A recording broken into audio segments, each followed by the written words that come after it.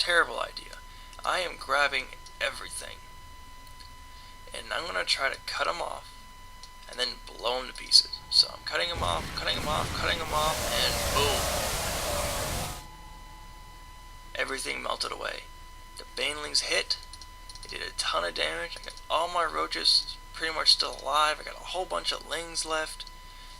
That's how you deal with the infantry. You run with your lings and your banelings. You get a surround on, or at least cut off the infantry units, and then you hit the S button for stop, and then everything just blows up. Another big mistake you make for all you Terrans who are trying to watch this and learn something: don't ever engage a large number of Zerg units on creep. Don't do it. Make a Raven. Kill creep as you go. Slow push. Really work on that slow push. And that cost him. Now if he had had stim, it might have saved him. But look, he is just starting stim. Guys, stim is an essential upgrade. You need to get stim. So back to talking about Zerg for a quick second. I'm getting ultras out because I know he's not going heavy drop. I know he's not heavy air, and I know ultras are going to kick his ass. They're plus 2/2, plus 3 armors on the way, plus 3 minis on the way, and I got chitinous plating on the way. These ultras are about to be almost unkillable. So I'm running by, I'm going to kill a couple of those guys, and look, his tanks are totally undefended. Sweet, free kills.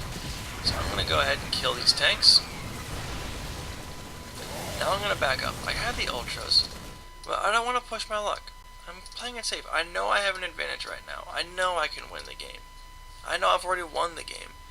But again, I'm just playing it safe.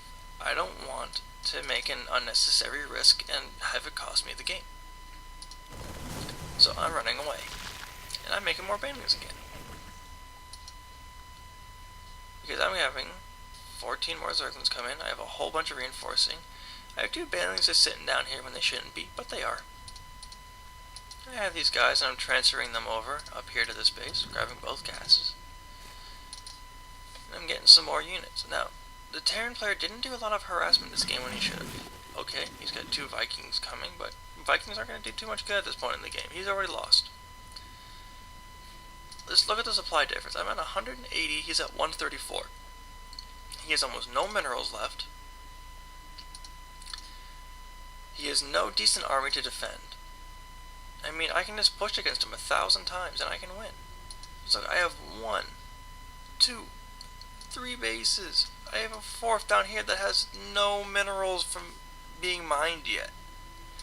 I can easily grab a 5th. Actually, I am grabbing another one right here. You know, I am not afraid at this point. I am going to win. So we're playing. I got my ultras now. Now, he made a little bit of a blunder here. He's going to push out instead of trying to play defensive. So he's going to push out. He has no medevac to spot for anything. And he's not paying attention to where he's going. Well, neither am I. But I'm just chilling here. Zergies, you can use this against Protoss too.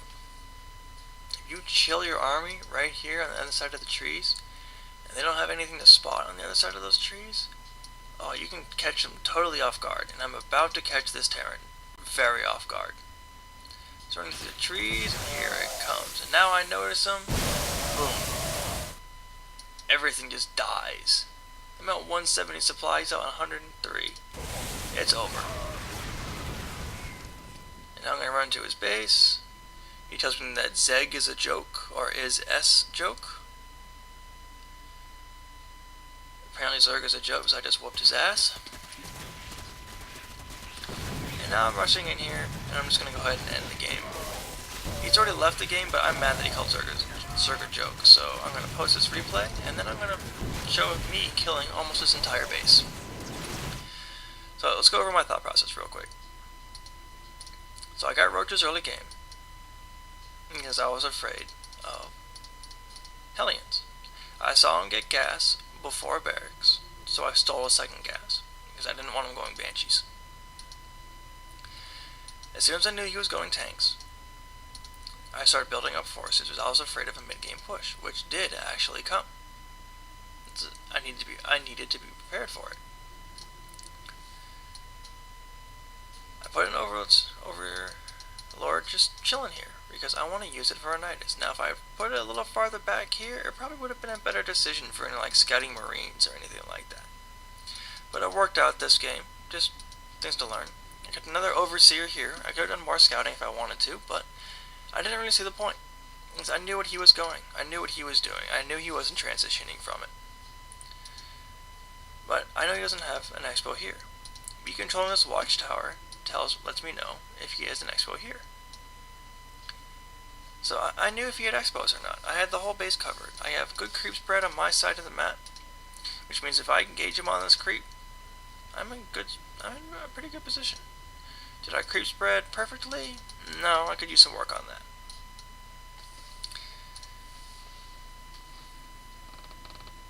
Another thing, I want 14 hatch instead of 14 gas, 14 pool, or 14 pool, 14 gas, or whatever else you want to possibly think of, or just 14 gas, 16 hatch, or whatever you want to think of. You know, I did a 14 hatch because this map is much more of a macro-based map.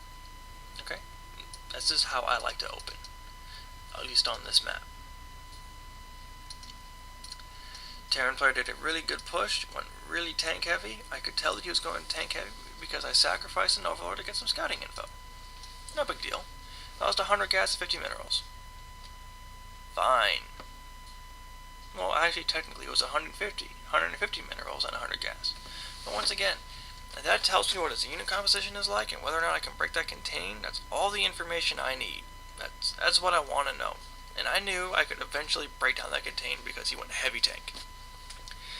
Roaches are a key ingredient when fighting a marine tank.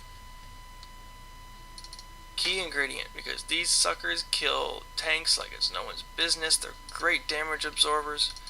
Roaches just rock. They really do. Just in any matchup, roaches rock. I want Ultralisk because they're badasses. He has 500 health. He's armored.